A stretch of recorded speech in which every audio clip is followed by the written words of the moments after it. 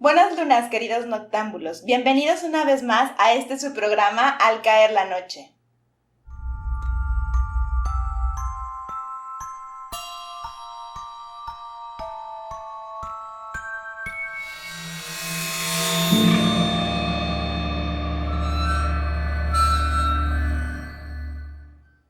El día de hoy vamos a estar hablando de leyendas, específicamente de leyendas en Guadalajara. Esperemos que sea de su interés y comenzamos. Yo les voy a hablar sobre la leyenda de Nachito, que está en el Panteón de Belén. Los que son de aquí de Guadalajara, pues ya saben dónde es. Vayan a visitarlo, está muy padre. Y los que no, pues igual pueden investigar un poquito más sobre que es muy interesante. La leyenda de Nachito cuenta... se llama Ignacio Torres, no se llamaba. Y él murió el 24 de mayo del 84, si no me recuerdo. Y pues empieza ahí su historia. Este niño particularmente sufría de un mal que se llamaba nictofobia, que era miedo a la oscuridad. Algunos dicen que era nictofobia y otros dicen que era claustrofobia, que es miedo a estar en lugares cerrados. Pero bueno, ya saben que las leyendas son varias versiones. Entonces, sí, claro. Bueno. Entonces, como él le tenía mucho miedo a la oscuridad, de repente apagaban, en ese tiempo pues eran lámparas como de quinqué o velas, y el niño lloraba mucho. Pues obviamente despertaba a sus papás alarmados y todo. Encontraron la solución pues poniéndole precisamente estas lámparas o estas antorchas en su cuarto, para que siempre hubiera luz en su cuarto, en su casa. Pero un día hubo mucho viento, azotó las puertas, abrió ventanas, apagaron las luces y fue tanta el miedo del niño que ni siquiera lloró. Le dio un infarto fulminante y pues murió. Lo llevan al Panteón de Belén a enterrarlo y a los días el velador se da cuenta que el ataúd está fuera de la tumba, bueno, de donde los entierran. Obviamente pues se asusta, le habla a los papás pues no quieren ir porque piensan que alguien lo quiso sacar, o sea que lo saquearon y esto. Y dijo el velador, bueno, lo volvió a meter y todo. Para eso también algunos dicen que escuchaban el grito del niño, iban a ver y ya estaba el ataúd otra vez afuera. Entonces, pues la única solución fue que alrededor, hicieron una tumba especial en la parte de arriba, en donde estaba él, y tiene unas líneas por donde puede entrar la luz. Sea de día o sea de noche puede entrar la luz de la luna. Y alrededor tiene 4 pilares en donde le ponían 4 antorchas para que en la noche pues lo prendieran, igual que siempre hubiera luz. Con esto pues ya se tuvo como que el descanso del niño. Algunos decían que la tierra no lo quería y que por eso lo escupía, que era hijo del diablo, y bueno, muchas versiones que se manejaban en ese tiempo. Pero pues la versión que dieron los papás fue esa, que pues el niño no quería estar a oscuras, se le daba mucho miedo y seguía saliendo. Ahora pues mucha gente le lleva regalitos al niño y dicen que si te llevas uno de los regalitos que ya le han dejado, se va contigo, te acompaña y te hace travesuras en tu casa. Ha habido mucha gente que, nos contó pues el guía que sí se han llevado cosas y tiempo después van y los regresan. Porque les pasan, no cosas malas, pero sí como travesuritas. Sí. Dice que les jalan el cabello o les mueven cosas así. Y que si dejas tú regularmente, pues son juguetes o dulces, te va a acompañar, pero como si fuera un angelito de la guarda. Entonces, pues básicamente esa es la historia. Yo acabo de ir a visitar su tumba y está padre la historia y ver que tanta gente como que a lo mejor por ser niño pues se conmueve y le deja ahí el juguetito. Yo fui con mi hija y mi hija llevó un juguete de ella y este se lo voy a dar a Nachito, y lo dejó y todo.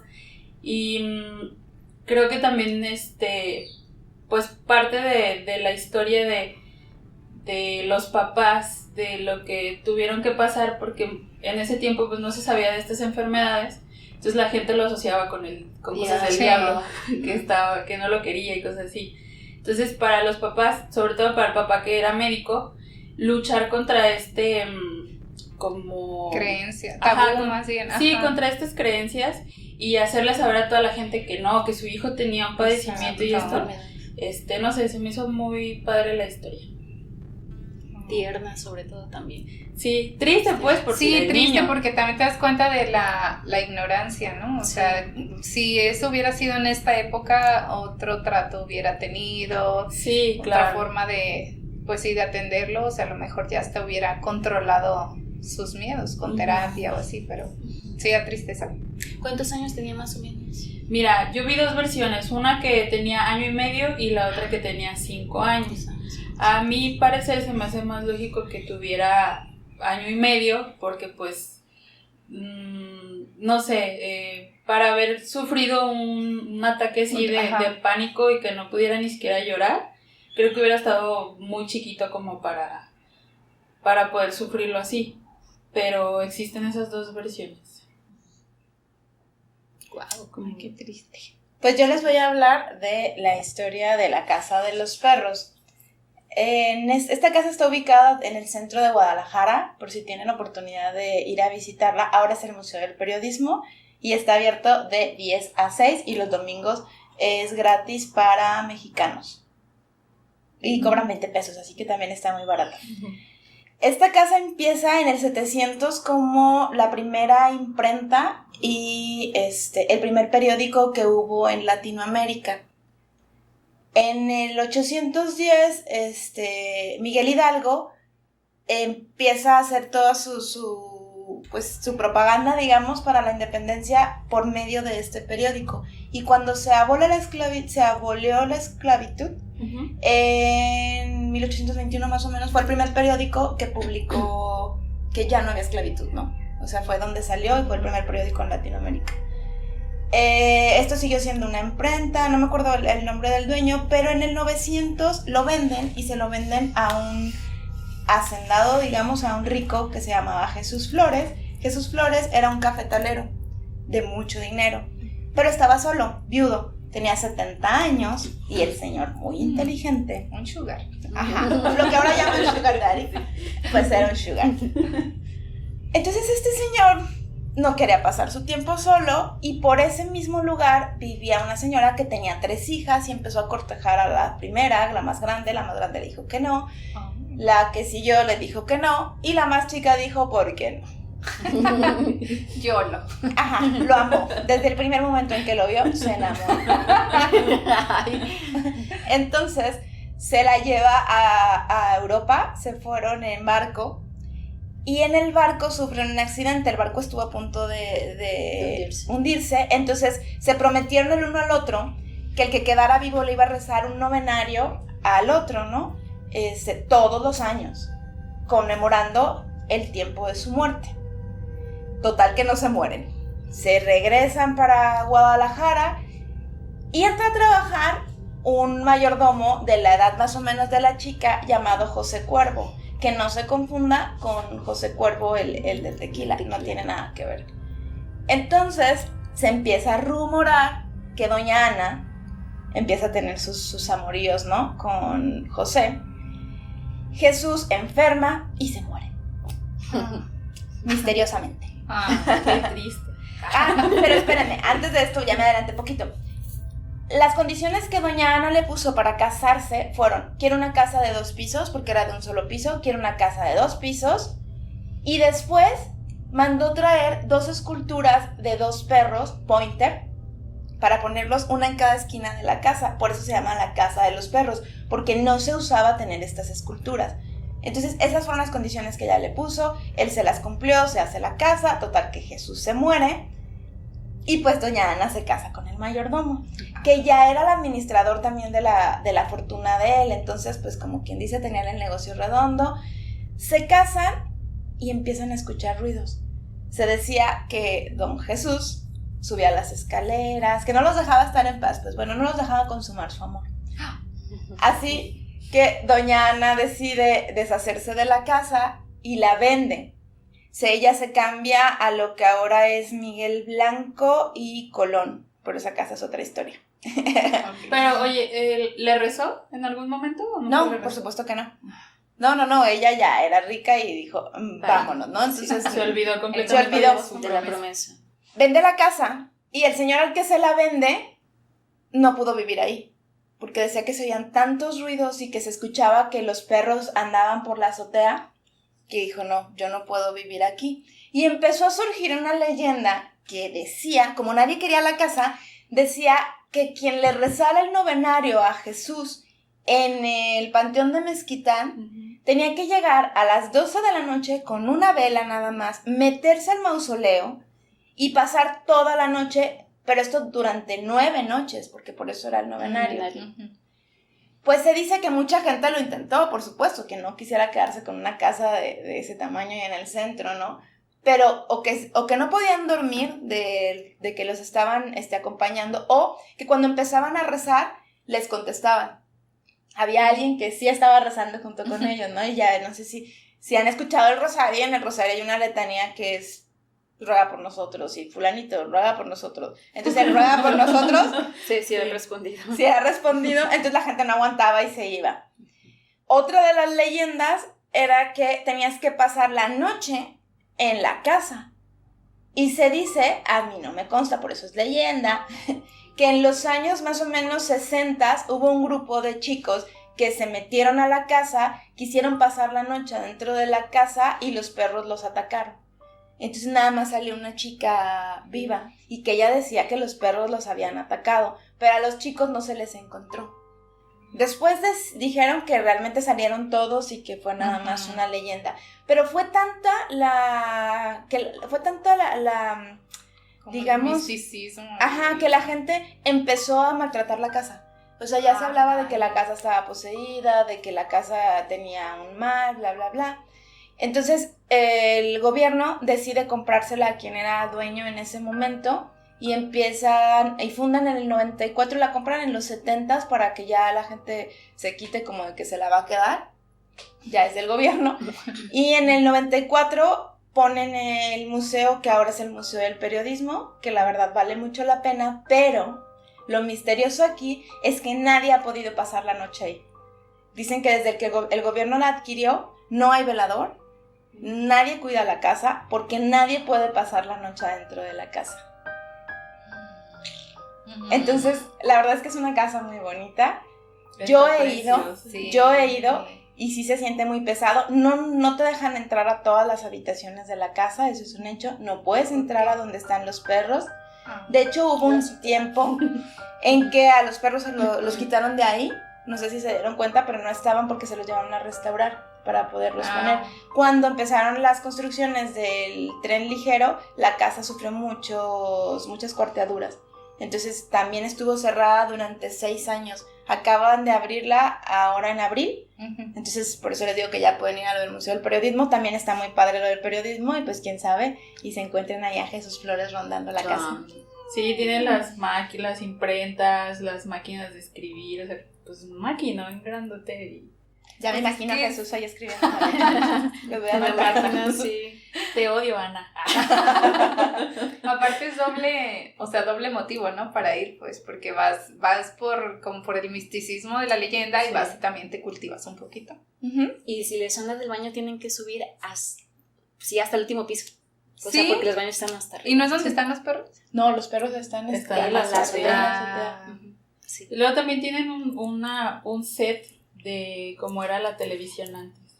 O sea, cómo se grababa, pues tienen la consola enorme, las cámaras enormes, las televisiones, como los monitores a un lado, el escritorio, o sea, tiene todo el set ahí montado de cómo grababan antes. Está muy padre. Entonces imagínense cuántos entes andan ahí también.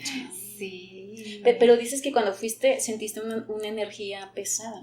Sí, es que las casas viejas de por sí pues todas tienen como una... mucha. O sea, manejan una energía y es mucha historia, muchas almas han pasado por ahí, ¿no? Mucha gente ha pasado por ahí. Y más cuando son también museos, pues muchas energías se quedan guardadas ahí, ¿no? Y en el centro de Guadalajara, Sí. o sea, y esta casa realmente ni siquiera es tan vieja, porque fue construida en el 900 y todavía la recortaron para hacer lo que es ahora la Avenida Alcalde, porque realmente era una calle, era la calle Alcalde de un solo carril y si no me equivoco ya es de 4, aunque creo que ya es no sé si todavía está ahí, la verdad es el paseo del andador. Ajá.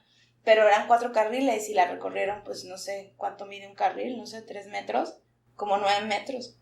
Le quitaron a la casa. Sí, pues está uno de ida, uno de venida y en medio es como el andador. El andador, ajá. Sí, es cierto. Entonces sí, ha sufrido muchos cambios. Ayer fuimos precisamente y mi hija que tiene 6 años me dijo, es que me siento rara.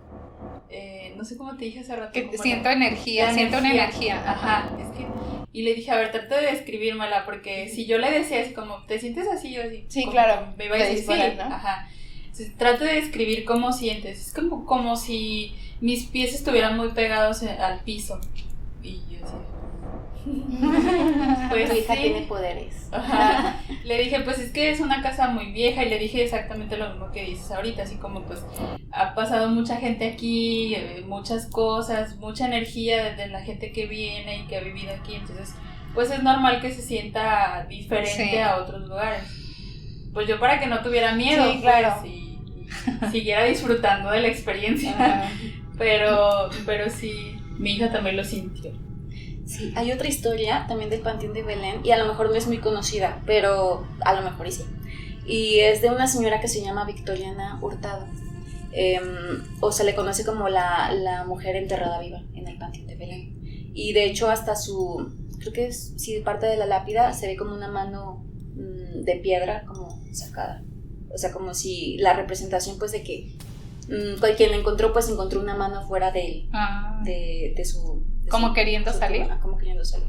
Bueno, el caso es que Victoriana Hurtado tuvo una infancia muy feliz con su familia, eran padres ya muy, muy viejitos y pues ellos nunca habían tenido hijos, entonces fue como muy consentida. O sea, consentida y sus padres sí eran muy pues, adinerados, entonces le daban prácticamente todo. La muchacha pues sí creció de manera muy amable, fue muy buena persona.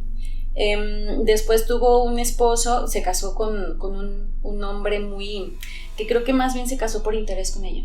Entonces ella se casó a los 15, 16 años más o menos, muy chiquita, bueno, lo normal de aquel tiempo, ¿no? Sí. Y el tipo tenía casi 30, yo creo, 34 más o menos. Entonces, pues el tipo ya estaba grande, le dejó 3 hijos, el tipo sí se murió,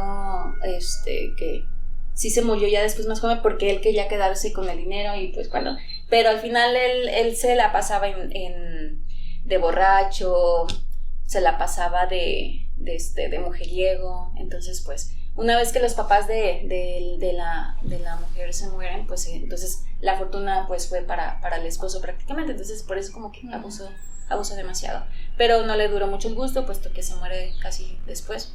Entonces los 3 hijos lamentablemente fueron varones, también crecieron con esas ganas de tener la riqueza. Codicia. Gracias. O sea, tuvieron 3 hijos ellos dos. Ellos, ajá. Okay. Entonces crecieron también con la codicia de quiero dinero, como Don Cangrejo. Entonces, pues, de alguna manera, la mamá sufría, creo que en ese tiempo todavía no se sabía ¿qué será? Una enfermedad, como que te mueres y dejas de respirar por un rato, pero realmente no estás muerta o muerto. Entonces... Catalepsia. Gracias. Entonces le sucede esto y los hijos pues felices porque pensaron que ella se había muerto. Okay. Entonces dijeron, no, pues ya la fortuna va a ser para nosotros, ¿no? Pero sucede que después la mamá despierta y se queda de, bueno, ok, ya. Entonces cuando le vuelve a pasar a la señora, entonces los hijos ya ni siquiera hicieron el novenario, o sea, nada, el funeral, nada. Fue como luego la fueron a enterrar. Entonces la mamá cuando ya despierta, pues, o sea, se da cuenta de que ya estaba toda enterrada. Para esto ella se prevenió.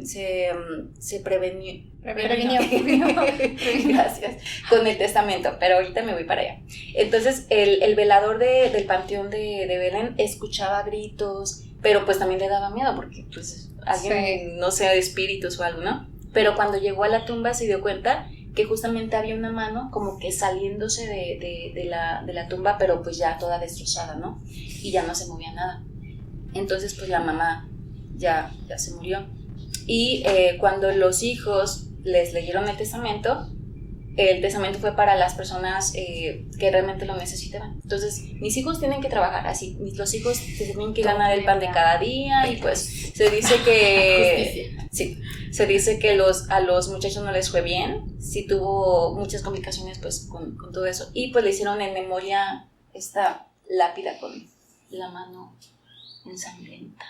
Ay, qué bonito. Es una mano de piedra. Sí. Y digo, se me hace muy interesante esa historia porque a lo mejor, y la leí no sé si se acuerdan, fue un libro famoso, El Panteón de Belén, uno de los como más, o sea, los vendían así como con mi tiempo. Caliente.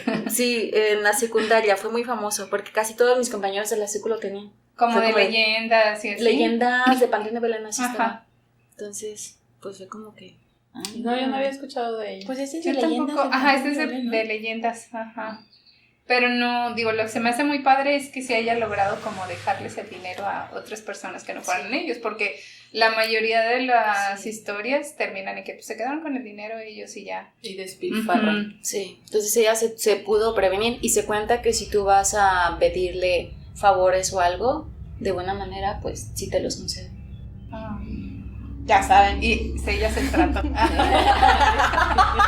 una bretón de mano. Doña Victoria. Ay, negro. Perdón. Doña Victoria. Un placer hacer negocios. Ay, que sí te la...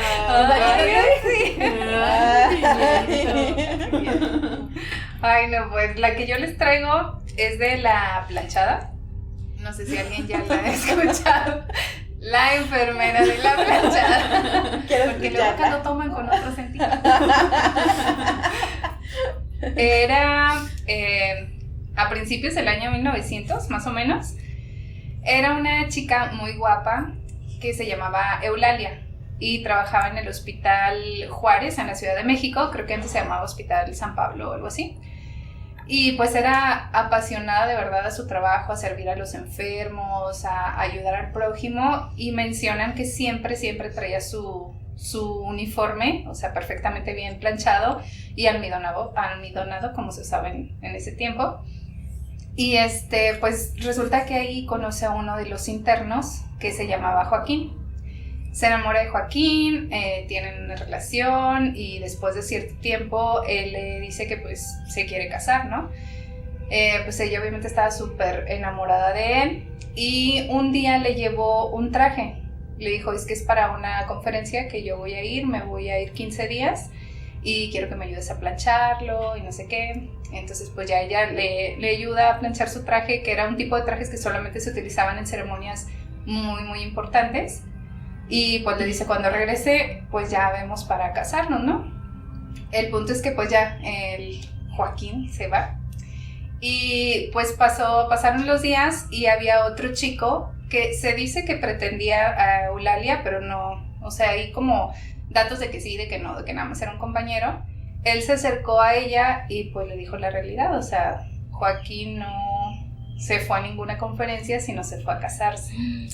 Él tenía una novia desde antes de conocer a Eulalia, tenía una novia formal, y pues, o sea, andaban en la luna de miel, no iba a regresar, de hecho había renunciado ya al hospital.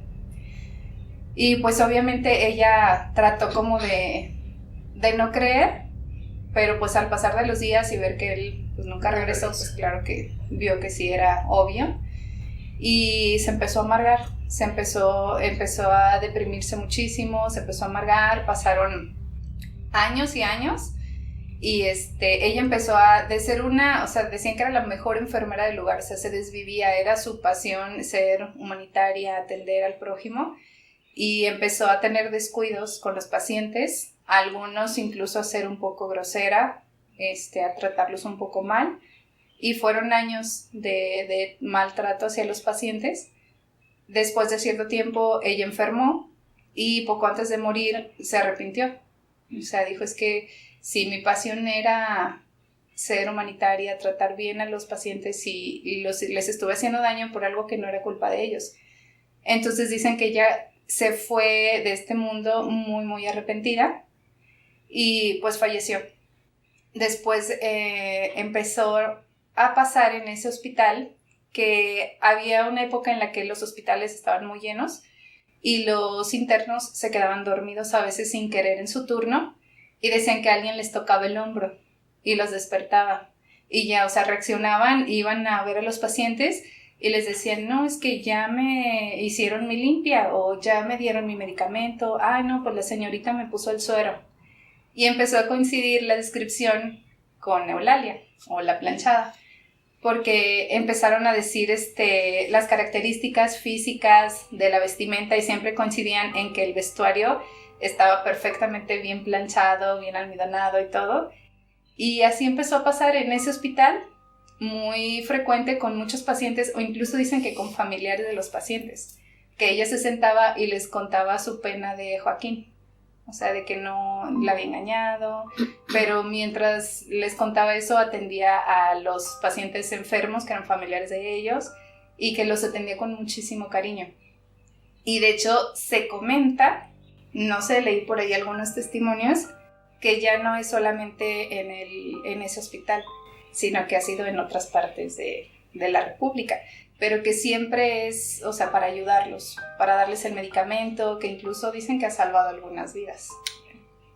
¡Órale! ¿En qué hospital dices? Era Hospital Juárez en la Ciudad de México. Creo que antes se llamaba San Pablo. Ah, ya. Sí. Pero sí dicen que hay otras partes de la República donde la han visto y sobre todo porque es muy fácil identificarla, porque si fue en 1900 y cacho, pues ahorita el uniforme ya nadie usa ese tipo de uniformes tan antiguos. Wow, qué interesante. Uh-huh. Qué interesantes historias. Se me hace muy interesante cuando son así, o sea, que vienen de relaciones amorosas que se separan o pasa algo, no sé si me ¿Por qué? Es una tragedia. Pues, pero se me hace interesante, pues, porque lo detonó, ¿no? Ajá, sí, es algo que detona ya sea la maldad o la tristeza o sea, algo que te lleva al extremo. Pero se me hace interesante, pues. Pues sí, al final de cuentas acá pues ella sí tuvo como el arrepentimiento, pero pues ya fue pues muy tarde. Dicen que ahorita es como su pena, o sea, es lo que viene a pagar con la ayuda a los demás. Sí, qué triste. Ay, no. Ya sé. Pues cuéntenos ustedes si tienen alguna leyenda, déjenla aquí en los comentarios para poder compartirla después o escríbanos en nuestras redes sociales para que nos digan de las historias que saben en donde ustedes viven. Nosotros nos enfocamos a algunas en Guadalajara, ya en Ciudad de México, pero pues ustedes viven en otros lugares que nos encantaría conocer las leyendas de su región. A nosotras nos encanta saber, esto es como el chismógrafo de cada región para saber qué fantasmas esperar en cada lugar donde visitamos. Sí, yo digo que nos dejen, o sea, tenemos seguidores que son de otras partes de la República o incluso de otros países. Y creo que en todos los lugares hay como ciertas leyendas, mitos. Sí, a mí sí me encantaría como leer cada quien que diga, no, pues en mi pueblo pasa tal cosa, en mi ciudad tal cosa. Entonces, pues síganos en todas nuestras redes sociales, déjenos sus comentarios por favor y también si hay alguna que les gustaría que platicáramos, pues nos dicen ahí para estar checándolo, ¿va? O inclusive, por ejemplo, ¿cuántas versiones existen de La Llorona? En Guadalajara hay una versión, en México otra, entonces sería muy interesante. Gracias por habernos visto hoy. Gracias por acompañarnos, buenas lunas, les deseamos una excelente semana y síganos. Adiós.